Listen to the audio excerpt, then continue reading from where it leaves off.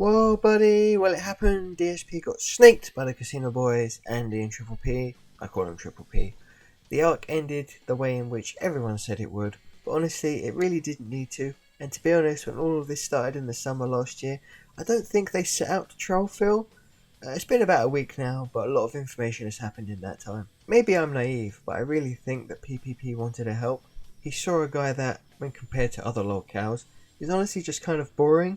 You know, he hasn't got images of kids on a Dropbox, or smacked his wife, or went for a cupcake, or hey, at least as far as we know, which is why I want to get this video out ASAP before their show on Friday, because the longer I leave it, the more lore keeps getting dumped. But I'm kind of glad that I left it for a few days, because over the course of the last week, my opinion has changed a bit. Call me a dent, but I initially felt bad for Phil, as the plot twist seemed like it came out of nowhere. They did smart guys, and then the next day I see a video by Mighty D saying they've broken up. Like, okay, I guess this is happening now. The casino did gradually take more digs at Phil over time, and it had been building up, but I'm surprised Phil didn't do anything about it sooner, which is what made me think they were just joking with Phil and that he was in on the joke. The fact that they said they could make jokes about him made me think he was lowering his guard and not be so narcissistic all the time, as he said jokes were fine. However, the more information that dropped, the more it sounded eerily similar to what Howard and Rambo went through, and I've listened to that audio again right before making this. You know, examples: DSP sends out drunk rambling text at 4 AM whilst sharing too much information and just wanted to do things with them for money that benefits him.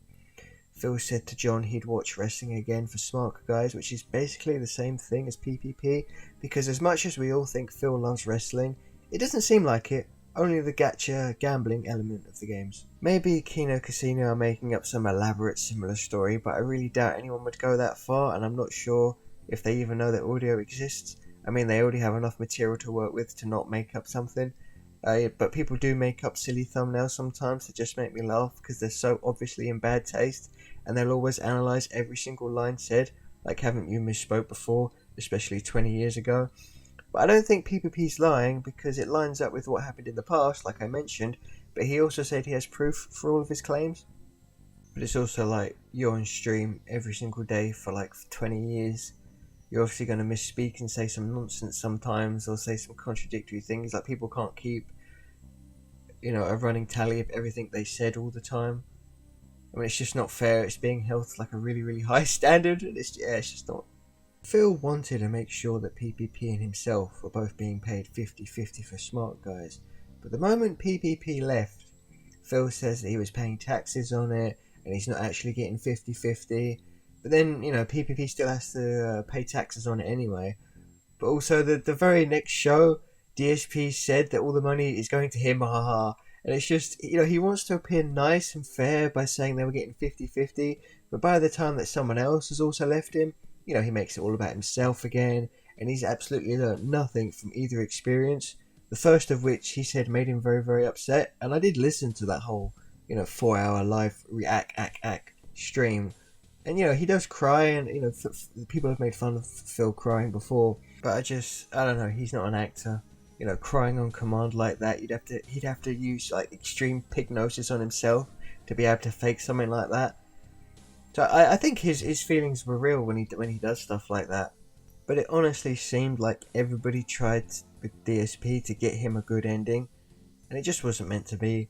Even Keemstar apologised for being overly negative, saying that DSP would blow it like everything else he's ever had, which is saying a lot due to the drama they've had over the years, and also Keemstar having absolutely no mercy when it comes to reviewtechusa and the whole drama and lolcow tech talk, and having absolutely no sympathy for him, and he's been like completely brutal. Phil has had so many chances and somehow ruined every single one, and of course it's not his fault, it's everybody else's fault. But I still watch some of the old clips before the breakup between Casino and Phil, and they're like from 8 months ago, and it's over already. Like, wow, like, the script writers need new ideas, I guess. PPP was initially very angry on the first show after that smart guy's breakup on the Truth Seekers, and he said something like, I care more about him than he does, which is why I really do think that they tried their best to get blood out of the stone. You don't get that angry about something like this unless you're genuinely bothered and hurt. As I've said before, he really isn't that awful of a person compared to others, so it's understandable why people that don't know much about DSP would want to help. This happened at the height of the RTU arc, where they rightfully said that Review Tech is worse than DSP and he obsesses about him and uses him in his content too much. Andy mentioned Phil once back on the Warski Live days, but admitted he didn't know much. Obviously Metica was there, they were all having a laugh and a joke. Good times. I think bringing in Kat for other reasons than to call out that Phil doesn't care about her is a bit much. Saying that she's gone religious because she's worried about dying, that's rough. I feel bad for her. You got no idea what's going on in that snort fort. And if he did keep the fact that she has cancer quiet, I actually don't blame him for that one. But then again, Phil did only mention it because he thought they actually cared. You're supposed to be vulnerable and open to friends, sure, but not a burden. The thing that I never understood is why DSP got so mad at his fans for warning him that they made these secret attacks the whole time. It really annoyed me that people were looking out for him and he was so rude. It fits the description for Phil and all, but all he had to say was, thank you for looking out for me, I'll think about it, see what happens. Maybe he didn't want to confront the truth. Even some detractors warned Phil, which is what spoiled this whole plot twist in the first place. He said they may snake him at the start of this arc, then it went away. And I feel that the doubt came back when he stopped calling him Triple P. That felt like the beginning of the end of all of this.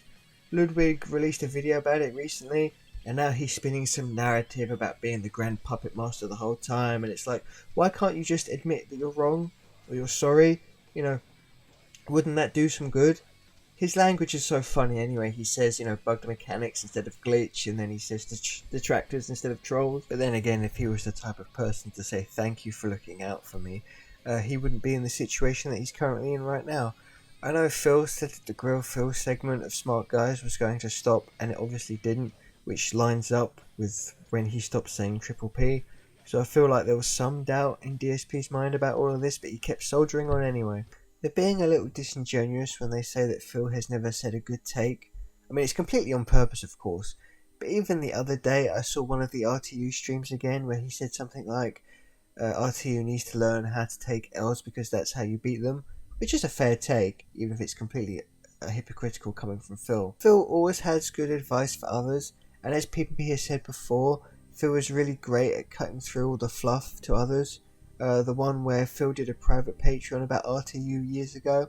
The stuff he says is funny, even if it's completely hypocritical and unhinged coming from Phil. I'm going to tell you about Rich, alright? And the kind of guy Rich is. Because he can say whatever he wants about you, but God forbid you say something about him, now that's it. I want nothing to do with the guy. Seriously, that guy is such a two-faced fat piece of shit. Phil may drag down the energy in the room when you're with him, but it doesn't always give off that vibe when you're watching it. And he's better at talking with others than I'd have thought, and doesn't leave like he could have during the Side Scholars interview, the one from 2023, I think it was. DSP doesn't deserve death threats for what he's done online. Maybe prison if the fraud stuff is real, and the driver's license, and the animals, maybe he'll get evicted because of the animals in his house, which is, something could actually happen with this arc, and it could actually get quite serious. The passport thing doesn't make sense to me because he's flown in the USA before, so he knows he doesn't need one for mainland travel. But mostly, I just wanted this to work out because it would have been nice, and that's how the story's supposed to go. The collabs they did last year were fun, they all seemed like they had a good time, and maybe at the start they did. I saw some thumbnails of videos from September saying stuff like, Andy realises this is a mistake, but I didn't see anything in the video that gave me that impression. Andy said that DSP scribbled out PPP's face on the Smart Guys title screen, but I was wondering if he actually meant he crossed out the S for the guys. And I also noticed that the DSP's chip that he took from RTU in that reaction stream has disappeared now. I don't know why he pretends to be this positive guy, because he clearly thrives in drama. And as Triple P said before, he went against all of his morals because he thought the casino would shield him. In a 300 IQ play, DSP did a politics show after the election. He said he wanted to be fair, and I think he was sometimes, but then he was clearly obviously trying to do the Trump grift, and he failed at that, and nobody cared anyway. Rip DSPolitics. I don't even know what happened. It just kind of disappeared one day. I think it disappeared when I wasn't around. I went away for a week, so I wasn't on the internet. It went away, I was like, okay, it's gone. He has so much spare time to do anything he wants, and he doesn't save any money at all, and he's so scared of change. DSP always said that he could never get sponsors because of all the trolls, but then says he doesn't want them anyway because he'd be a shill. Which is it, Phil? I've always wanted to ask him, which of these is true, but I'd probably just get banned anyway. He does have all this spare time to do extra stuff, and if he just saved a bit more money, he could have more spare time to do things. He creates his own schedule, and he loves his schedule. So I don't know why he doesn't try and just try and have a better life. It's just so sad. It's just every single day of this guy's life is catalogued, and it's online, and he's strict to his schedule, and he just lives in this little box, and it's just. I can understand why someone would turn down a $5,000 trip to Florida out of a sense of guilt. If that were me and someone was offering, me that much money for a free holiday, yeah, I would feel bad, and I would turn it down, or I'd pay it back, or I'd go halvesies or something. But all of his reasons were just paranoid delusion. I'm sure his wife loves to find out the fact that, she could have gotten the honeymoon that she never got in a nice place, and they could do a collab and have fun and have some time alone and go to the blooming Hulk Hogan bar. So, that adds credence to the theory that DSP doesn't actually care about wrestling if he didn't go there, like to the Hulk Hogan bar of all places. But DSP didn't turn it down out of guilt. He turned it down, again, for selfish reasons. You can get a cat sitter, but finding out that he's got more animals in his house, I mean, that kind of had credence to that too. And it's just sad, man. The only thing that DSP has learnt from this arc is to do the performative begging like PPP does, and even then, he doesn't have the energy or the humour that he brings to it to do it right. I really do think he needs the money for some sort of surgery with Cat, because it does line up with the supposed leaks, or the tax season. He's earned more money now, so he has to pay more, or all the animals, so now, the bank leaks with all the pet costs kind of makes sense. Who knows with this guy? For someone as paranoid as him, I can't believe he's on camera every day dealing with this all the time and just making new memes and yelling at people for clips for people to make content of. He can try to pretend it doesn't bother him, but he does look sad. Or should I say, looks more sad than normal. I was initially kind of saddened myself that this was happening, but now I really can't look away. It just feels like internet blood sports again, and I wake up and check YouTube immediately for more lore.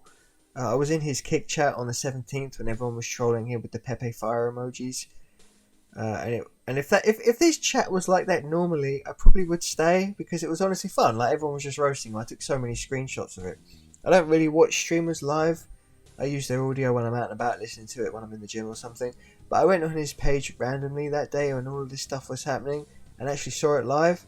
And everyone in the chat was making me laugh so much. But no, he needs to shut that all down and quell all fun at all costs, because some hecking detractor sent his fans over to troll him. Like, oh, who cares? Just play the game, bro. Honestly, I want people to tell me if I'm being too generous to DSP and shouldn't feel bad, even a tiny bit.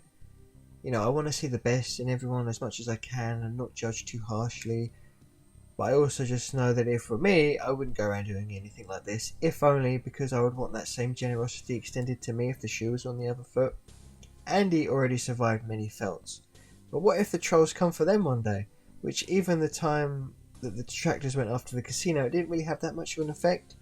DSP's life is already sad enough, and I don't know if he needs this either.